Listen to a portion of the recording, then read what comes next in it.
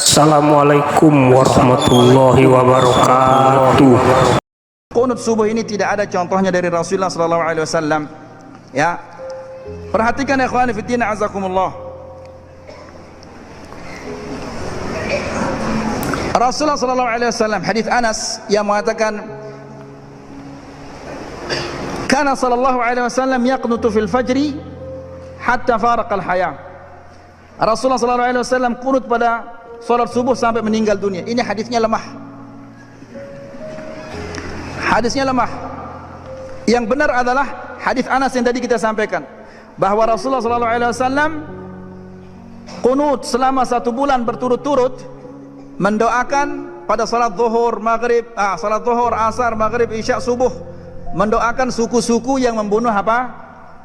Dai-dai yang diutus oleh Rasulullah sallallahu alaihi wasallam. Ini hadisnya sahih. Kemudian coba kita pikirkan, seandainya Rasulullah sallallahu alaihi wasallam qunut setiap subuh sampai meninggal dunia, ya, pasti makmum yang di belakang ini akan menghafal doa-doanya itu. Tidak mungkin Rasulullah mengangkat tangannya kemudian berdoa dengan suara yang jahar, diangkat tangannya dengan suara yang jahar lalu tidak dihafal oleh makmum-makmumnya. Tidak mungkin. Dan Rasulullah SAW doanya itu divariasikan, ya, terkadang bunyinya begini, terkadang doanya ini, terkadang doanya begini, terkadang doanya begini. Seperti contohnya apa? Doa iftitah, banyak sekali apa? Bentuk-bentuknya. Demikian juga kalau seandainya Rasulullah SAW setiap hari dia qunut subuh, pasti doanya itu bervariasi, berbeda-beda. Kalau itu terjadi, pasti sahabat-sahabat yang meriwayatkannya kepada kita banyak. Ya, sahabat ini meriwayatkan doanya begini, sahabat ini meriwayatkan doanya begini, sahabat ini meriwayatkan doanya begini. Tapi yang kita lihat, setiap subuh dia baca Allahumma hdina fi man hadait wa afina fi man afait, dan seterusnya. Ini bukan doa qunut subuh, ini adalah doa qunut witir. Ya, yang dibaca setiap subuh itu qunut witir. Antum tanyakan dia, ya, mana doa qunut subuh itu? Kalau Allahumma hdina fi man hadait itu adalah doa qunut witir. Wa afina fi man afait, dan seterusnya. Ya, tidak mungkin Rasulullah sallallahu alaihi wasallam sampai meninggal dunia. Berapa tahun itu jadinya? Rasulullah sallallahu alaihi wasallam umur dakwahnya berapa tahun? Sekitar berapa? 20 berapa? Itu berapa kali salat subuh jadinya itu? Banyak kali. Ya, itu berarti doa kunutnya akan bervariasi yang begitu banyak variasinya. Kalau itu terjadi, maka banyak sahabat-sahabat yang meriwayatkannya kepada kita. Tidak ada sahabat-sahabat meriwayatkan, berarti itu tidak pernah terjadi. Masa doanya kecil suaranya saja dihafal? Ya, seperti doa apa? Doa salatul janazah yang disampaikan oleh sahabat itu. Dia mengatakan hatta la masathiya bi thiyabah, sampai bajuku ini nempel di bajunya Rasulullah sallallahu alaihi wasallam. Lalu saya mendengar sampai-sampai dia mengatakan, seandainya saya yang mati ini. Saking indahnya doa itu, Allahumma ighfirlah, Allahumma ighfirlah warhamhu wa'afi wa'fu anhu wa akrim nuzul, dan seterusnya. Doa yang kecil suaranya itu dihafal. Masa diangkat tangan kemudian dengan suara yang besar lalu tidak dihafal? Enggak mungkin. Ini menunjukkan bahwa itu tidak pernah terjadi. Wallahu ta'ala alam. Semoga apa kita sampaikan ini bermanfaat.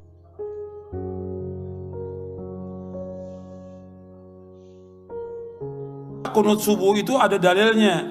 Qunut subuh itu ada dalilnya.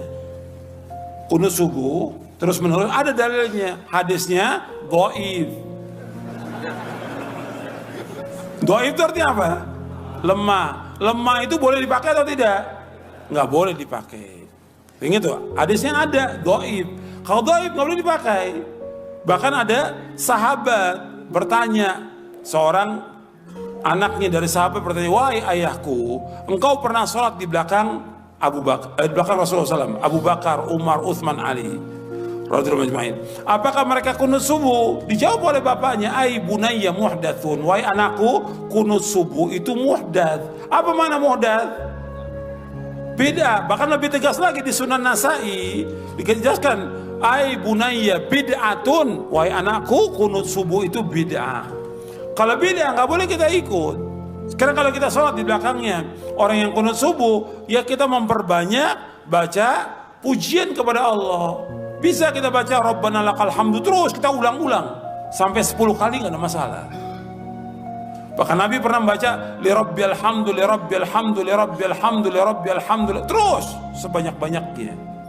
Bab saat itulah saat memuji kepada Allah. Mereka kunut, biarkan mereka kunut, kita baca pujian kepada Allah, jangan ikut kunutnya dia. Tapi kalau dia sujud wajib ikut karena kita bermakmum dengan imam. Nggak boleh kita menyalahi imam. Tapi ketika dia berbuat bid'ah nggak boleh kita ikut bid'ahnya. Jelas? Jadi ini udah masalahnya sudah jelas. Jangan nanti dibilang lagi, ini kan masalah khilafiyah, masalah ijtihadiyah. Kalau bid'ah nggak ada ijtihadiyah, udah bid'ah ya bid'ah. Nanti dibawa lagi hadis yang nggak ada asalnya, ikhtilafu ummati rahmatun, ikhtilaf umatku rahmat. Kalau gitu kita balik, bersatunya umatku adalah azab. Nggak terima dia. Karena ini memang nggak ada asalnya di sini, ikhtilaf nggak ada asalnya, nggak ada dari Nabi, nggak ada dari sahabat, nggak ada asalnya sama sekali.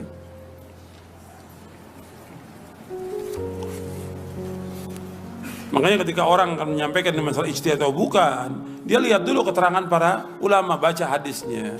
Jangan disampaikan kepada umat ini ijtihadiyah, udah jelas itu beda, aku udah bilang ijtihadiyah. Nanti semua orang bilang saya melakukan bid'ah ijtihadiyah. Yang buka siapa? Yang buka pertama kali ya ustadz juga ini, doktor-doktor. Dibilang ijtihadiyah, artinya apa? Yang lain ngikut, kan ijtihadiyah. Beda ijtihadiyah, semua ijtihadiyah lagi. Dalil ada kok. Fa in tanaza'tum fi syai'in farudduhu ila Allah wa Rasul in kuntum tu'minuna billahi wal yawmil akhir. Dzalika khairun wa ahsanu ta'wila. Dalam surah An-Nisa ayat 59. Jika kalian berselisih tentang sesuatu dalam masalah agama, kembalikan kemana? Kepada Allah. Kepada mana? Quran. Kemudian kepada sunnah. Kembalikan. Lihat.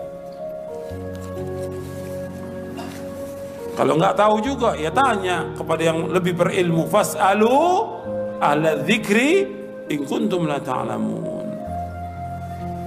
Jadi semua itu harus kembali kepada dalil dan keterangan. Kita belajar agama ini sumbernya dalil Quran dan Sunnah. Jangan kemudian mengikuti orang banyak. Jangan. Tentang kunut, Nabi mengajarkan kunut. Ada yang mempraktekkan, ada yang tidak. Beda ambil kesimpulan. Sebagian sahabat tidak kunut, Anas tidak kunut, tapi Ibnu Umar kemudian kunut. Dua-duanya sahabat. Turun ke bawahnya. Kemudian ada yang praktekkan, ada yang tidak. Imam Abu Hanifah tidak kunut, Imam Malik kunut. Kunutnya sir sebelum ruku. Imam Syafi'i kunut, kunutnya jahar ba'da ruku. Imam Abu Hanifah, Imam Ahmad bin Hanbal ngambil tengah-tengah, kunutnya nazilah saja. Nazilah beliau kunut. Tapi satu dengan yang lain tidak ada pernah mengatakan itu yang kunut bid'ah, itu jangan sholat di belakang dia. Tidak ada. Kenapa orang sekarang imam bukan, ahli fikih bukan, makmum kadang-kadang, ya? Kenapa jadi pada rame? Dan yang paling berbahaya itu yang repot saya. Yang paling aneh itu ada kalimat-kalimat begini. Ustadz, bagaimana kami sholat di belakang ahli bid'ah? Yang kunut. Bagaimana status kami, kunut atau tidak? Ini aneh, bid'ah itu kan sesat. Tapi fatwanya keluar, ya kalau dia kunut, jangan kunut, antum diam saja. Anda diam saja, mengambil makna kunut itu bid'ah. Kalau bid'ah sudah jelas sesat. Kullu bid'atin dhalalah, berarti Anda bermakmum di belakang orang sesat. Tapi yang paling aneh, Anda katakan itu orang sesat, tapi Anda katakan boleh sholat di belakang dia. Itu kan lucu menurut saya. Tidak ada kaidah dalam fikih seperti itu. Yang satu salah persepsi menyebut orang ini sesat. Yang kedua boleh sholat di belakang orang sesat, tapi saat sesatnya jangan diikutin. Itu kan aneh itu. Ya. Dan yang paling lebih lucu lagi, Anda menyalahi kaidah sholat. Kata Nabi itu kan, innama ju'ilal imamu liyutamma bihi. Dijadikan imam untuk diikuti. Imam ruku, Anda ruku. Imam sujud, Anda sujud. Jangan imam ruku, Anda sujud. Salah. Imam kunut, Anda ikut kunut di belakang karena imamnya kunut. Kunut imam beda dengan makmum. Dalam hal lafadznya, imam mengatakan Allahumma hdina fiman hadait, Anda katakan amin.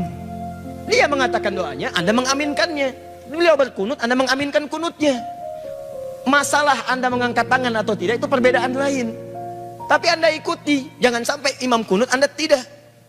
Allahumma hdina fiman hadait, bid'ah. Wa'afina fiman hadait, belalah. Rusak deh kehidupan. Ini apa? Dan saya nggak pernah mendengar yang seperti itu.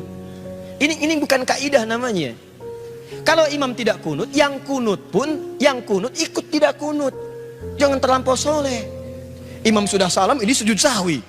Ngapain? Jadi kalau Anda bermakmum di belakang imam yang tidak kunut, Anda nggak usah kunut. Jangan kunut sendirian. Imam sudah sujud begini aja gitu kan. Allahu Akbar, Allahumma hdina fiman hadait.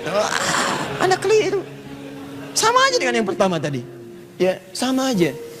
Nah, karena itu teman-teman sekalian, tempatkan sesuatu pada tempatnya yang baik. Kadang-kadang suka salah persepsi juga. Bahasa hadis, Anda harus pelajari dulu bahasanya. Kadang-kadang ada bahasa begini, kadzab. Dalam bahasa standar normal, kadzab itu dusta. Kadzib dusta, kadzab terus-terusan berdusta. Tapi Anda mesti tahu di bahasa dialek mana itu disebutkan. Bagi orang Hijaz, kalimat kadzib itu artinya khata, salah. Tiba-tiba Anda katakan dusta, tuh dusta tuh. Yang melibatkan di sini dusta. Kuntu bid'ah. Pengertian bid'ah menurut sahabat dalam persepsi ilmu hadis Anda perlu belajar lagi. Alhamdulillah. Teman-teman sekalian, ingat baik-baik. Lihat prinsip ini ya. Sahabat itu akan mengamalkan apa yang disaksikan oleh mereka langsung dari Nabi jika mereka menyaksikannya. Perkara sahabat lain menyaksikan berbeda, itu dihormati oleh mereka, tapi mereka tetap akan mengamalkan apa yang dilihatnya. Contoh, Wa'il melihat Nabi sholat, turun pakai lutut dulu. Abu Hurairah melihat Nabi sholat, turun menggunakan telapak tangan dulu. Mereka paham dua-duanya, bahwa keduanya benar dicontohkan oleh Nabi, tapi Abu Hurairah tidak akan merubah menggunakan telapak tangan karena itu yang dilihat dari Nabi langsung. Wa'il melihat dari Nabi langsung, tidak akan dirubah oleh mereka. Makanya ketika ada orang mengatakan, bertanya, ya abati, duhai ayah, saya melihat sekelompok mereka melakukan kunut dalam subuhnya, bagaimana pendapat ayah? Bid'ah. Maksud bid'ah di situ bukan menyalahkan orang kunut, tapi maksudnya saya tidak pernah menyaksikannya saat saya bersama Nabi. Saya jaga amalan saya seperti saya lihat dari Nabi. Mungkin mereka melihat yang berbeda, tapi saya takut karena yang saya lihat tuh yang ini.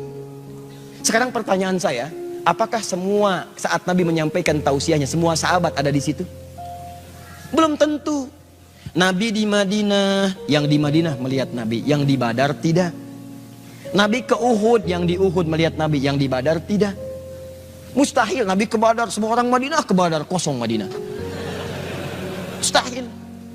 Makanya kadang-kadang ada ayat turun di tempat ini, yang ini belum mengetahui. Ada hadis disampaikan di sini, yang ini belum paham. Nah, yang melihat di sini itu akan mengamalkan apa yang dilihat. Yang dilihat di sini itu mengamalkan apa yang dilihat. Makanya dalam kasus kunut ada yang mengatakan bid'ah, bukan bid'ah maksudnya. Kemudian, maaf, menilai bahwa perbuatan itu menyimpang dari ketentuan agama, bukan. Maksud dalam hadis ini adalah saya tidak pernah melihat itu sejak saya sholat di belakang Nabi. Makanya kalimat turunannya di hadis An-Nasai, saya sholat di belakang Abu Bakar, saya sholat di belakang Umar, saya sholat di belakang kemudian Utsman, saya sholat di belakang Ali. Sebelumnya sholat di belakang Nabi, tapi mereka tidak pernah berkunut. Karena engkau sholat di belakang mereka semua itu saat mereka tidak kunut. Tapi tahukah Anda saat mereka sholat di tempat lain, ada orang yang bermakmum di belakangnya mereka kunut? Itu masalahnya. Jadi disimpulkan oleh para ulama, apa Anda mau mengatakan Imam Syafi'i bid'ah? Wah, kan imam itu manusia, bisa aja salah. Kalau Imam Syafi'i salah, guru Anda salah. Saya lebih baik memilih Imam Syafi'i daripada guru Anda. Karena diketahui peluang salahnya lebih kecil dibandingkan dengan Anda sekarang. Itu poinnya, siapa yang lebih dekat kepada Nabi SAW? Syafi'i itu salaf. Salaf itu orang yang hidup di kisaran abad kedua hijrah. Batasnya 200 tahun hijrah. Ini salaf namanya. Di atas ini khalaf. Pengikut ini disebut dengan salafi. Imam Asy-Syafi'i lahir 150 hijrah, berarti salaf. Imam Abu Hanifah wafat 150 hijrah, salaf. Maaf, Imam Malik lahir 93 hijrah, salaf. Imam Ahmad lahir 163 hijrah, salaf. Anda lahir berapa hijrah? Berarti Anda bukan salaf. Nah, ketika Anda mengikuti ini semua, maka ini disebut dengan salafi. Saya kadang mau senyum lagi. Ustadz Adi itu bukan Ustadz salaf ya. Emang betul. Saya Ustadz kholaf. Karena Ustadz Salaf itu Ustadz yang lahir di kisaran tahun 200 Hijrah. Kalau saya disebut Ustadz Salaf berarti saya Ustadz yang diawetkan sampai sekarang.